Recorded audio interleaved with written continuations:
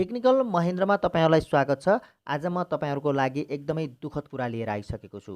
यो दुःख कुरा के हो भन्दाखेरि हामी युट्युबरहरु तपाई युट्युबरहरुको लागि एकदमै दुःखद कुरा छ किनकि युट्युबले गुगल एड्सनलाई बन्द गर्दैछ। यो अप्रिलको एन्डमा यो गुगल एड्सन बन्द हुँदैछ जसले गर्दाखेरि तपाई हामीले युट्युबमा इन्कम कति भयो भनेर देख्न गाह्रो हुनेछ।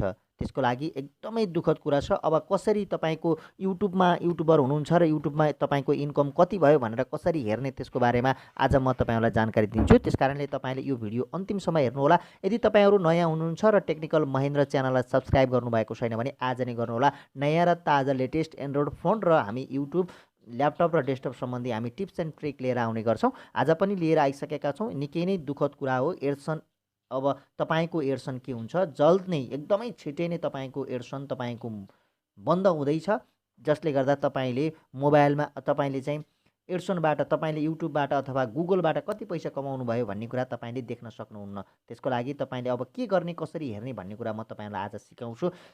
युट्युबले अथवा भनौं एड्सनले गुगल एड्सनलाई किन बन्द गर्दैछ भन्ने कुरा गुगलले आफैले पनि स्पष्ट भनिसकेको छैन किनकि यसमा कुनै फल्सहरु कुनै चाहिँ त्यहाँ डेटाहरु इनपुट गर्दाखेरि कुनै डेटाहरु करेक्टली नआएको भन्ने कुरा चाहिँ अपडेट भइरहेको छ। तर वास्तवमा किन गुगल एड्सनलाई यसले ब्लक गर्दैछ बन्द गर्दैछ सदाको लागि भन्ने कुरा उसले भनेको छैन। तर गुगल एड्सन बन्द हुन्छ तर कहाँ हुन्छ भन्दाखेरि गुगलले ल्याएको जुन गुगल एड्सन भन्ने एप छ त्यो एप बन्द हुन्छ तर तपाईको गुगल एड्सन एकाउन्ट भने बन्द हुँदैन। तपाईले browser Google Chrome browser open गरेर तपाईले गुगल एड्सन मजाले हेर्न सक्नुहुन्छ।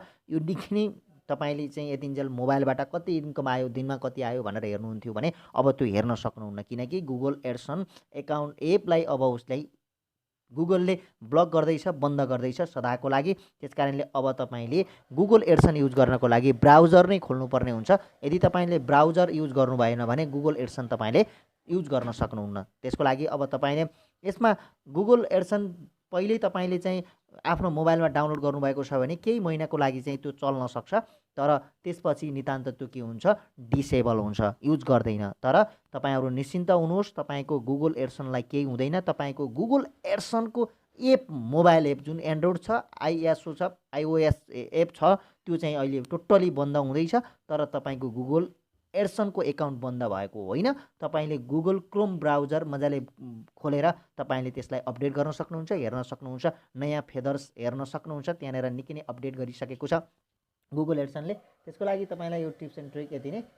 तपाईलाई कस्तो लाग्यो टिप्स एन्ड ट्रिक मन परेदेखि लाइक कमेन्ट शेयर गर्नु होला र यदि तपाई नयाँ हुनुहुन्छ भने टेक्निकल महेन्द्र च्यानललाई सब्स्क्राइब गर्नु होला। अहिलेको लागि म बिदा चाहन्छु। नमस्ते।